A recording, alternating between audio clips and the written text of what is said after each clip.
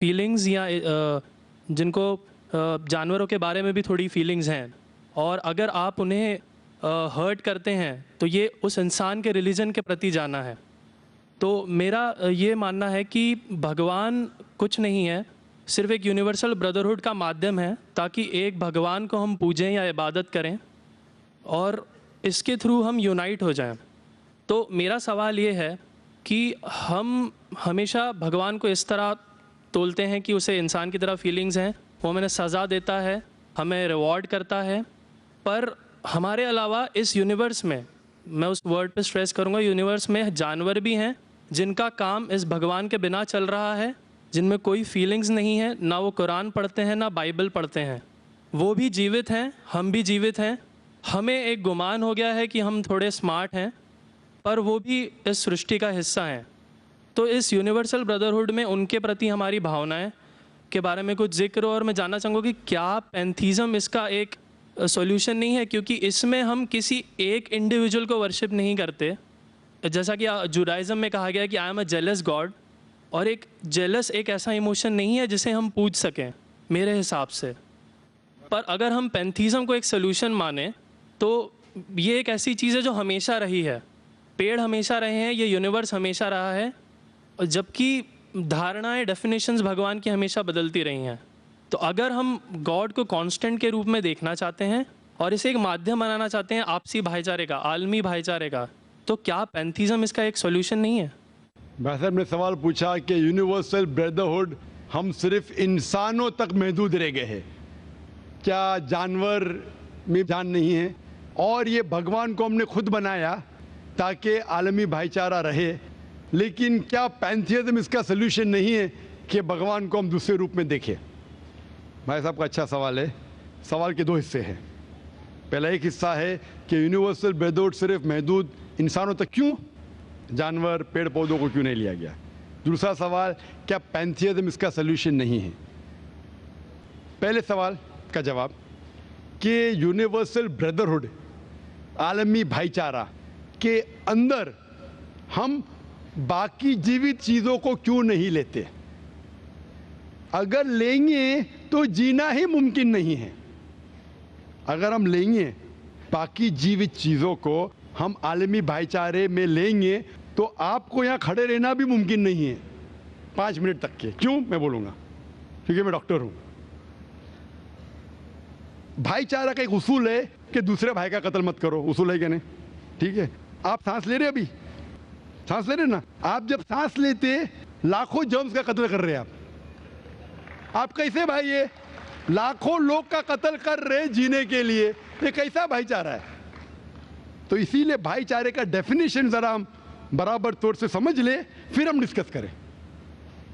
क्योंकि अगर आप कहेंगे हर जीवित चीज मेरे भाई है, तो आप भाईचारे के खिलाफ।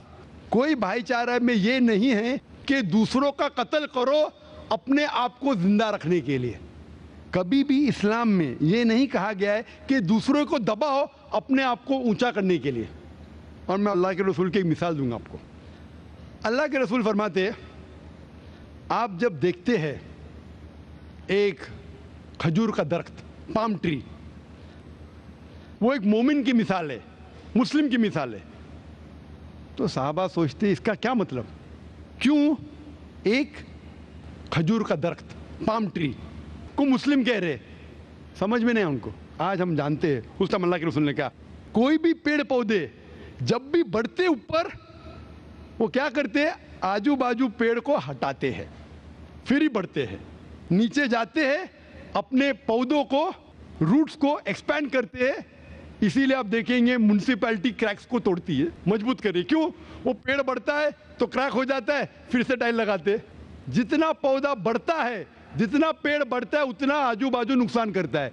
एक वाहिद दरख्त है पाम ट्री, जो जितना ऊंचा जाता है दूसरे को नुकसान नहीं पहुंचे, सीधा जाता है। बाकी लोग यहां जाते हैं, वहां जाते, इसके घर में घुसते, उसके घर में घुसते, ऊपर जाते सीधा, किसी को तकलीफ नहीं देते, नीचे भी जाते सीधा, आजू बाजू घूमते नहीं। अगर आप अपने आप को बड़ा बनने के लिए दूसरों को दबाएंगे, ये मुस्लिम नहीं। तो अगर मैं मानूं आपकी बात को कि हर जीवित इंसान को भाईचारा करूं, तो मुझे जीने का हक ही नहीं, किसी को जीने का हक नहीं है। लेकिन उसका मतलब ये नहीं कि हम दूसरे जीवित लोग को तकलीफ पहुंचाए जानबूझ के। इसीलिए इस्लाम में जब मोहम्मद सल्लल्लाहु अलैहि वसल्लम पैगाम दिए अरब देशों में, अरब ममालिक में, तो लोग ने कहा ये कैसा इंसान है। जब अल्लाह के रसूल ने कहा कि ऊंट के ऊपर ज्यादा वजन मत डालो, हराम है, घोड़े को ज्यादा तकलीफ मत दो, तो लोग कहने लगे ये तो अभी इंसानों की हुकूक की बात कर रहा था, अभी जानवरों के हुकूक की बात कर रहा है।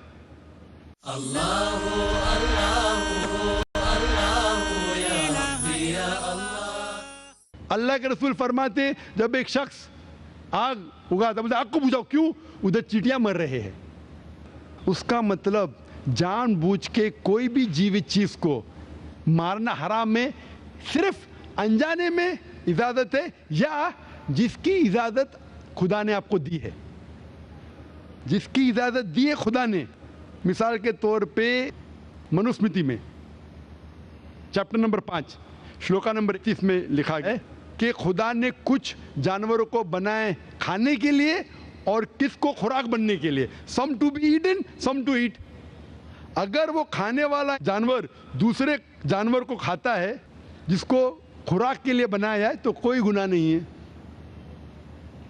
मनुस्मृति चैप्टर नंबर 5 श्लोक नंबर 30 में अगर आप उस जानवर का कत्ल करते जो खाने के लिए बनाया गया है, तो आप गुनाह नहीं कर रहे। Manusmriti chapter number 5 shloka number 39 में सैक्रिफिशियल एनिमल, जो एनिमल कुर्बानी के लिए बनाए गए उसकी कुर्बानी देना गुनाह नहीं है। मैं क्यों हिंदू धर्म से कह रहा हूँ, मुस्लिम से भी कह सकता हूँ, बहुत से हवाले। उसका मतलब हमें किसी को तकलीफ नहीं देना चाहिए। लेकिन अगर अनजाने में चलते चलते चींटी मर गई तो आप बाहर चले नहीं सकेंगे, आप सांस लेंगे जर्म। तो अल्लाह ताला ने जर्म को पैदा किया है मरने के लिए आमतौर पे, तो आप गुनहगार नहीं। मालूम कुछ जैन लोग मास्क पहनते तो भी मरते, पानी को उबालते, उबालने से मार रहे, उबालने पानी पी के फायदा क्या? अंदर मारने के बदले बाहर मार रहे, क्या फायदा? ये मुमकिन ही नहीं है।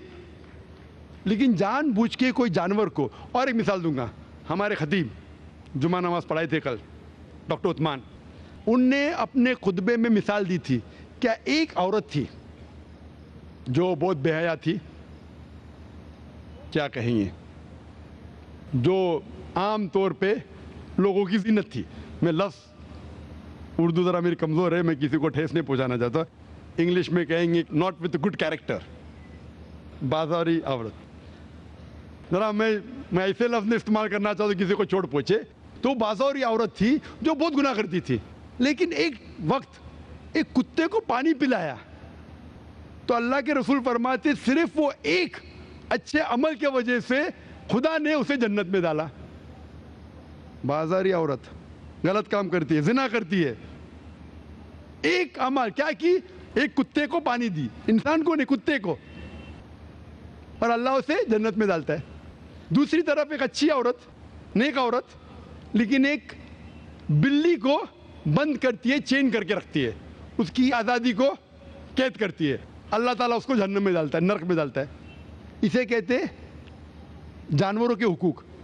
मतलब जानवरों के भी हुकूक इस्लाम में हैं। अल्लाह के रसूल फरमाते कि चिड़िया की जान भी मत लो बिना वजह।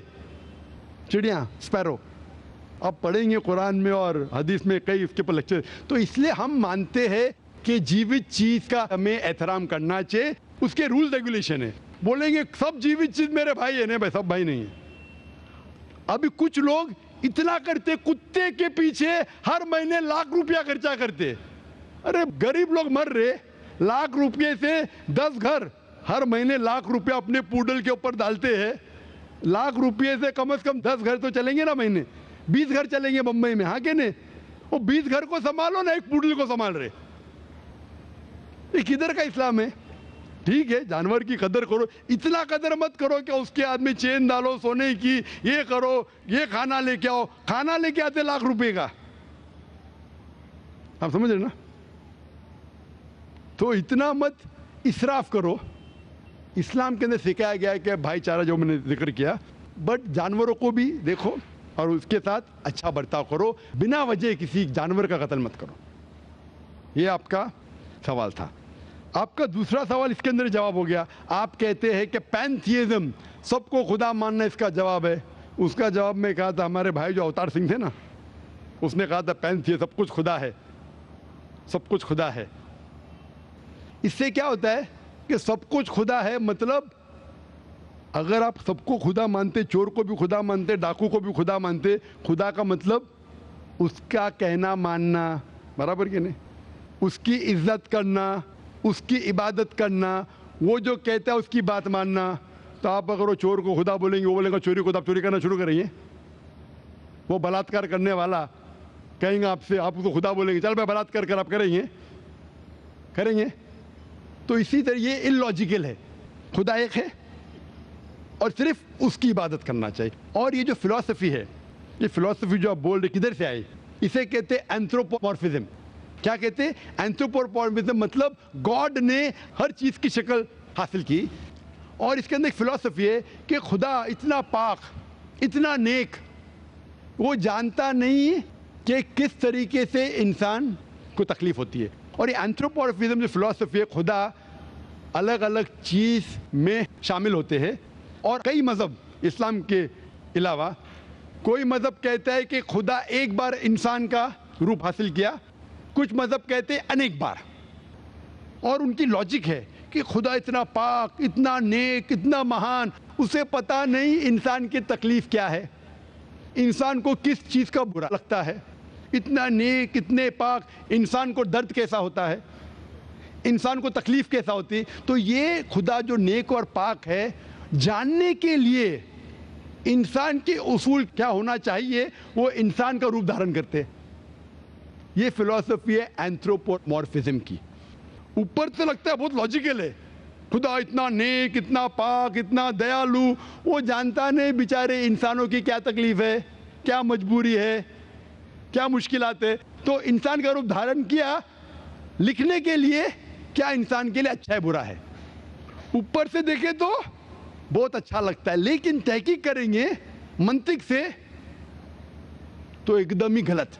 मिसाल के तौर पे, अगर मैंने एक डीवीडी प्लेयर बनाया, डीवीडी प्लेयर, क्या मुझे ज़रूरी है कि मैं डीवीडी प्लेयर बनूं ये जानने के लिए डीवीडी प्लेयर के लिए क्या अच्छा है क्या बुरा है? ज़रूरी है? नहीं। मैं एक इंस्ट्रक्शन मैन्युअल लिखूंगा कि डीवीडी प्लेयर को प्ले करने के लिए डीवीडी डालो, प्ले का बटन दबाओ, स्किप करने का स्किप का बटन दबाओ, स्टॉप करने का स्टॉप का बटन दबाओ, पानी में मत डालो खराब हो जाएगा, ऊपर से मत फेंको खराब हो जाएगा। मुझे डीवीडी प्लेयर बनने की ज़रूरत नहीं। इसी तरीके से खुदा हमारा खालिक है, हमारा बनाने वाला है, हमारा पैदा करने वाला है, उसको इंसान बनने की ज़रूरत ही नहीं। वो क्या करता है? इंस्ट्रक्शन मैन्युअल लिखता है, इंसान के लिए क्या अच्छा है क्या बुरा है, क्या खाना चाहिए क्या नहीं खाना चाहिए, कैसा इबादत करना चाहिए। और इस खुदा का आखिरी इंस्ट्रक्शन मैन्युअल है कुरान। इस ईश्वर, इस भगवान, इस अल्लाह, इस खुदा का आखिरी इंस्ट्रक्शन मैन्युअल है कुरान। इस कुरान मजीद में लिखा है आपके लिए क्या अच्छा है क्या बुरा है, किस तरीके से जानवर से अच्छा बर्ताव करना चाहिए, किस तरीके से भाईचारा बढ़ना चाहिए, किस तरीके से गरीबों की मदद करना चाहिए, सब लिखा है इसमें। खुदा को खुद इंसान बनने की ज़रूरत नहीं, क्योंकि वो हमारा खालिक है, हमारा मालिक है। तो इसीलिए ये पैंथियज्म फिलॉसफी इज टोटली रॉन्ग। और वेद में किधर नहीं लिखा है, आप जाएंगे दूसरी किताबों में लिखा है, आप अगर देखेंगे मेरी कैसेट हिंदुइज्म एंड इस्लाम पे, लेकिन वो किताबें वेद से ऊंची नहीं है। वेद में सिर्फ लिखा है तौहीद के बारे में, एक खुदा के बारे में, एक कमसत विप्रा बहुधा वेदांते, खुदा एक है, उसको नाम इरादा दे सकते हैं आप, लेकिन खुदा एक है, उसकी सिफत आप बयान कर सकते हैं। और वो एक खुदा है न तस्य प्रतिमास्ति, उसका कोई अक्स नहीं है, ना कोई पिक्चर है, ना कोई पेंटिंग है, ना कोई मूर्ति है, ना कोई स्टैच्यू है। Hope that answers the question.